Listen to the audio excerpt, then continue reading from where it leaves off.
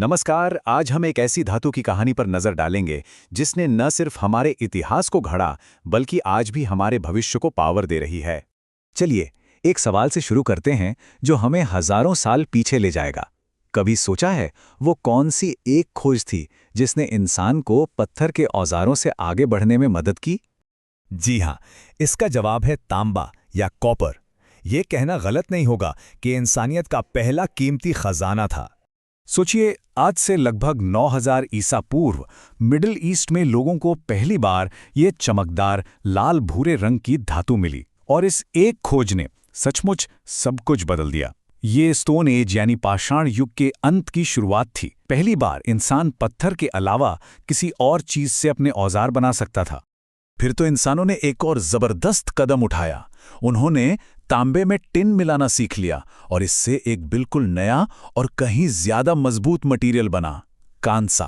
और बस इसी एक खोज ने कांस्य युग को जन्म दिया, जिससे बेहतर हथियार बने, बेहतर औजार बने और मानव सभ्यता ने एक लंबी छलांग लगाई।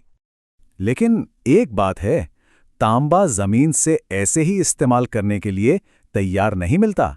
इसे तो धरती से जीतना पड़ता है। ये मिलता है अयस्क यानी ओर नाम की चट्टानों में। ये ऐसे मिनरल्स होते हैं जिनमें धातु की मात्रा बहुत ज्यादा होती है। यहाँ स्क्रीन पर तांबे के कुछ मुख्य ओर दिए गए हैं, जैसे कैल्कोपाइराइट और मैलाकाइट, और सबका अपना अपना केमिकल फॉर्मूला है। इन चट्टानों से शुद्ध तांबा निकालना देखिए एक बहुत ही कॉम्प्लेक्स प्रोसेस है। इसमें कई स्टेप्स होते हैं। सबसे पहले अयस्क को एकदम पीसकर, मतलब उसका सांद्रण करके तांबे को अलग किया जाता है। फिर बची हुई गंदगी हटाने के लिए इसे हवा में गर्म करते हैं, जिसे जारण कहते हैं। इसके बाद इसे बहुत ज्यादा तापमान पर गलाया जाता है। ये हुआ प्रगलन। और आखिर में जो थोड़ी बहुत अशुद्धियां रह जाती हैं, उन्हें हटाने के लिए पिघले हुए तांबे में से हवा पास की जाती है, जिसे बेसेमरीकरण कहते हैं। और जब तांबा इस लंबी चौड़ी प्रक्रिया से निकलकर तैयार होता है तो वो हमारी आज की मॉडर्न दुनिया की नींव बन जाता है। आपको जानकर हैरानी होगी कि आज दुनिया में जितना भी तांबा बनता है, उसका एक बहुत बड़ा हिस्सा 65% सिर्फ एक ही बहुत जरूरी सेक्टर में जाता है, और वो सेक्टर है बिजली, इलेक्ट्रिसिटी। कंडक्ट करने की इसकी जो कमाल की क्षमता है ना, वही इसे हमारे डिजिटल और इलेक्ट्रिकल इंफ्रास्ट्रक्चर की रीढ़ की हड्डी बनाती है।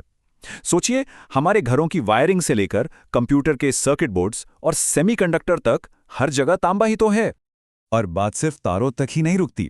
तांबे की जो अनोखी प्रॉपर्टीज हैं वो इसे हर चीज में जरूरी बनाती हैं। घरों में पानी के पाइप से लेकर बड़ी बड़ी बिल्डिंगों में, गाड़ियों में, ट्रेनों में, और यहाँ तक कि हमारे किचन में खाना पकाने के बर्तनों तक में। तो सवाल ये उठता है कि तांबे में आखिर ऐसा क्या खास है? इसके इन कमाल के गुणों के पीछे का राज क्या है? इसका जवाब छिपा है एटॉमिक लेवल पर, इसके बहुत ही अनोखे इलेक्ट्रॉन कॉन्फ़िगरेशन में। तांबे का जो खास इलेक्ट्रॉन अरेंजमेंट है वो इसे जबरदस्त रूप से स्टेबल बनाता है। और इस स्टेबिलिटी का मतलब ये है कि इसके बाहरी इलेक्ट्रॉन बड़ी आसानी से और आज़ादी से घूम सकते हैं, और इलेक्ट्रॉन्स का यही खुला बहाव इसे बिजली और गर्मी का इतना शानदार कंडक्टर बनाता है।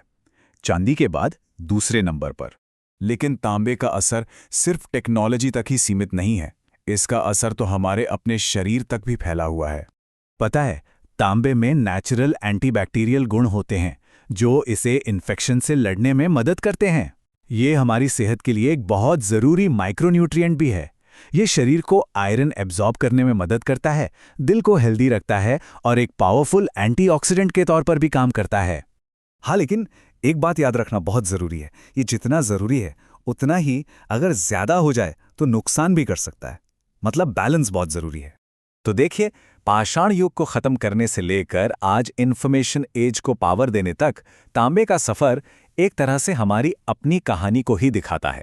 और ये हमें एक सवाल के साथ छोड़ जाता है। जैसे जैसे हमारी दुनिया बिजली पर और भी ज़्यादा निर्भर होती जा रही है, क्या ये प्राचीन धातु ही भविष्य का सबसे कीमती खजाना बन जाएगी?